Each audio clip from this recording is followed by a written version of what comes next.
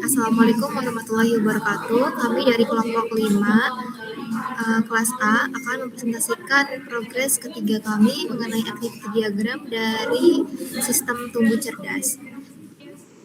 Yang pertama dari role pengguna itu ada login. Jadi di user itu dia akan membuka halaman login, memasukkan email password dan juga akan menekan tombol loginnya. Lalu sistemnya akan memvalidasi dan juga mengecek email. Dan database-nya akan mencari email tersebut. Lalu di sistem akan ada decision di mana kalau misalkan tidak ditemukan itu akan menampilkan pesan error dan kalau ditemukan dia akan memeriksa passwordnya. Dari password ini akan dikembalikan lagi ke database untuk mencocokkannya. Di sistem itu akan ada juga pesan error kalau misalkan passwordnya salah dan juga akan membaca role kalau benar dan mengarahkan penggunanya sesuai dengan role.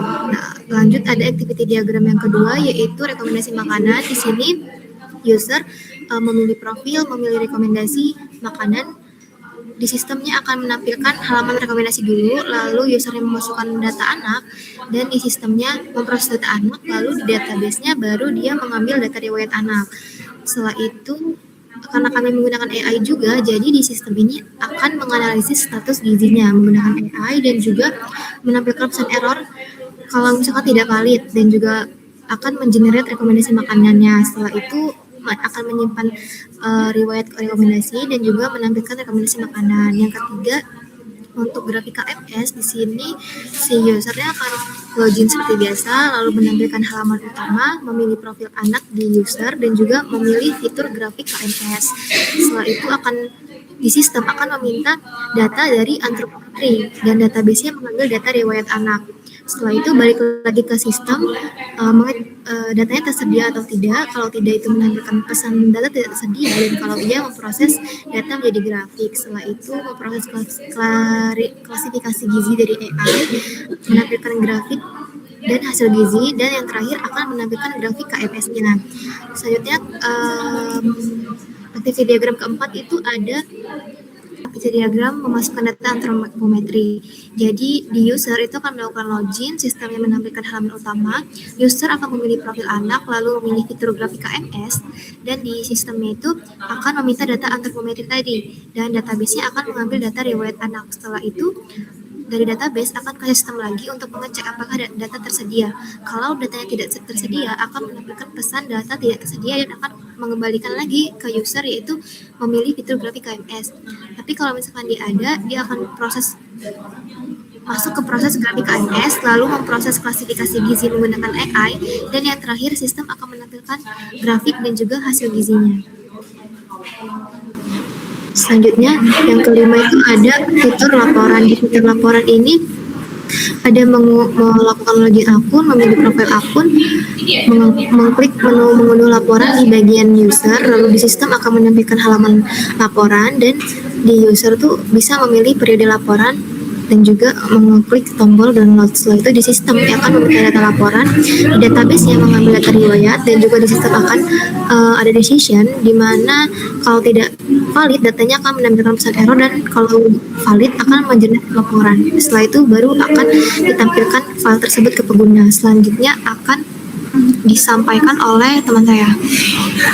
Di sini ada menggunakan profil, di mana pengguna pertama itu memilih menu nama profil anak, setelah itu mengisi datanya, nama, tanggal lahir, jenis kelamin, dan data lahirnya. Setelah itu menekan tombol simpan. Setelah itu dilanjutkan ke sistem melakukan validasi dari kelengkapan data tersebut. Setelah itu dicek apakah datanya lengkap atau tidak. Kalau misalkan datanya lengkap, dia lanjut ke step selanjutnya. Tapi kalau misalkan datanya tidak lengkap, dia kembali lagi ke pengguna yang akan menampilkan pesan error. Setelah itu dari awal lagi. Nah, kalau misalkan datanya benar, datanya lengkap, di situ dia akan menyimpan data ke database. Nah, dari database-nya itu akan menyimpan data profil anak. Setelah itu di sistem akan menampilkan pesan dan pesan tersebut akan muncul di pengguna. Konfirmasi bahwa pesan tersebut berhasil. Selanjutnya,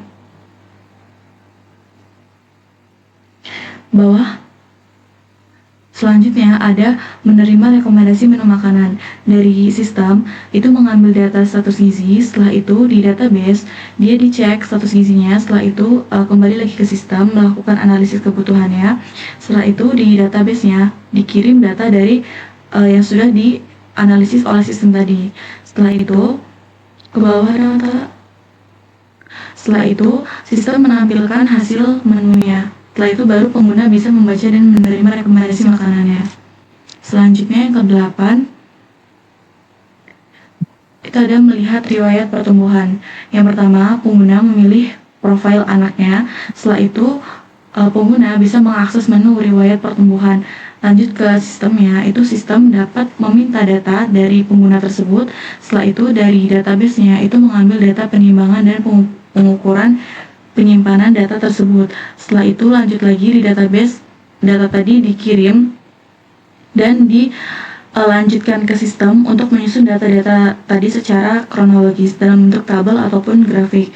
Setelah itu ditampilkan di sistemnya dan pengguna dapat melihat informasi perkembangannya.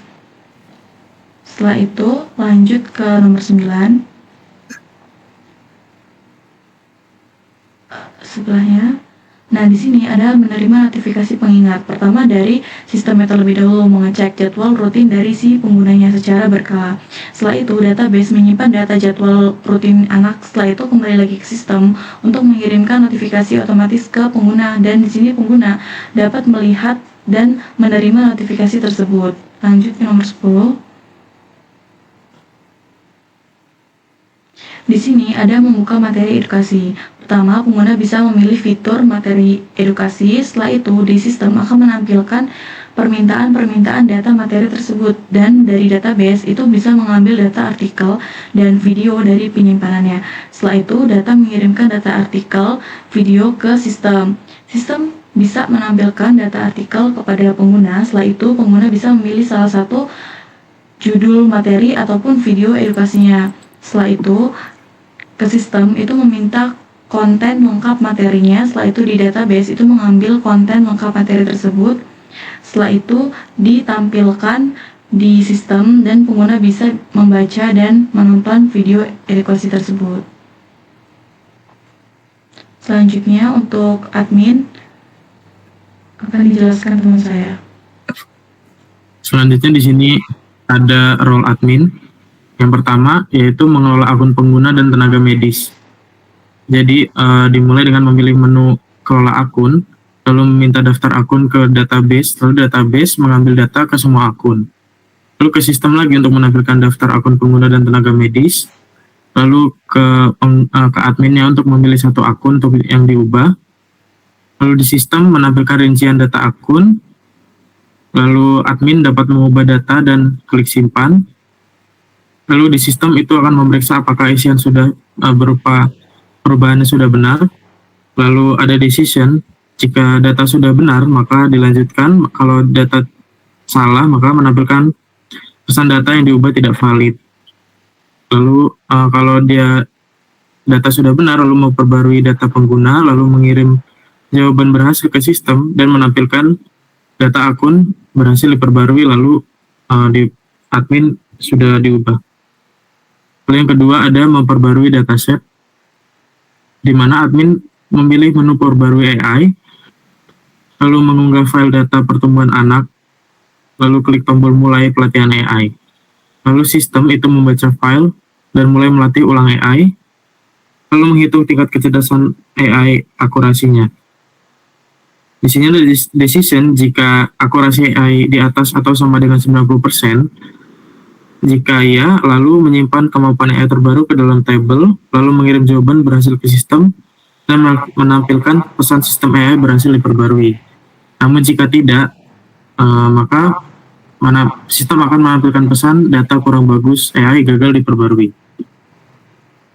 Lalu mengatur parameter WHO. Jadi admin dapat memilih menu standar WHO, lalu memasukkan angka standar gizi terbaru, lalu mengeklik tombol simpan dan memeriksa. Sistem akan memeriksa format angka yang dimasukkan, apakah formatnya sudah benar. Jika ya, maka menyimpan standar gizi ke dalam tabel, mengirim jawaban berhasil, lalu menyesuaikan perhitungan garis grafik KMS dengan standar terbaru, lalu menampilkan standar WHO berhasil diperbarui. Jika tidak, maka sistem akan menampilkan peringatan periksa kembali input angka. Selanjutnya ada memantau aktivitas log sistem, di mana admin memilih menu log aktivitas, lalu sistem meminta data riwayat aktivitas, database akan mengambil data log dari tabel. Lalu ke sistem menampilkan daftar semua aktivitas, lalu admin dapat menyaring atau filter log untuk melihat aktivitas mencurigakan, sistem akan menampilkan hasil log saringan log, lalu admin dapat membaca riwayat aktivitas sistemnya. Yang terakhir di sini ada mengelola konten edukasi. Jadi admin dapat memilih menu konten edukasi, lalu mengisi judul, teks, artikel, atau mengunggah video, lalu klik tombol publikasi, maka sistem akan memeriksa kelengkapan data ke format filenya. Jika data lengkap dan format sesuai, maka database akan menyimpan artikel video, lalu sistem menampilkan konten baru di halaman pengguna, dan menampilkan konten berhasil dipublikasikan. Tapi jika tidak, sistem akan menampilkan pesan lengkapi data konten terlebih dahulu. Terus selanjutnya ada activity diagram tenaga medis yang akan dilanjutkan oleh teman saya. Oke, selanjutnya di sini ada activity diagram tenaga medis. Yang pertama tuh ada melihat statistik wilayah. Nah, pertama tuh tenaga medis dapat membuka halaman statistik wilayah. Lanjut ke sistem, dia meminta data agregat wilayah ke database. Nah, selanjutnya di database dia terbagi menjadi dua proses. Yang pertama tuh memproses dan mengirim data grafik pertumbuhan anak, dan kedua tuh memproses data dan mengirim data ke tabel detail wilayah. Lanjut ke sistemnya, dia menampilkan visualisasi grafik dan tabel statistik. Ke tenaga medis itu dia melihat dan menganalisis data statistik. Selanjutnya, yang kedua tuh ada memberikan catatan inversi. Nah, yang pertama tuh tenaga medis dapat membuka halaman catatan intervensi, lalu memilih data anak. Lanjut ke sistem menampilkan form pengisian catatan inversi. Lanjut ke tenaga medisnya, tenaga medis mengetik catatan intervensi dan mengklik tombol simpan. Lalu ke sistem itu dia menerima data catatan inversi dari tenaga medis. Selanjutnya di database tuh dia menyimpan data yang sudah dicatat oleh tenaga medis. Lanjut kita ke sistem itu menampilkan pesan catatan berhasil disimpan, lalu tenaga medis mendapatkan notif untuk melihat catatan yang sudah tersimpan. Lanjut, ketiga tuh ada mencari data rekam medis. Tenaga medis itu pertama membuka halaman rekam medis, lalu sistem itu menampilkan kolom pencarian data. Lanjut ke tenaga medis memasukkan nama dan ID anak.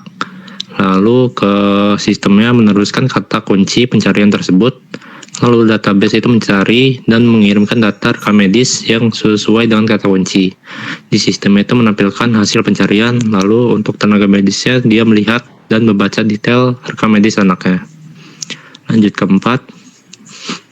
Yang keempat itu ada membalas konsultasi pengguna. Tenaga medis pertama membuka halaman konsultasi, lalu melihat pesan yang masuk. Selanjutnya sistem akan menampilkan detail pesan konsultasi. Selanjutnya tenaga medis mengetik balasan konsultasi, lalu sistem akan menerima teks balasan dari tenaga medis.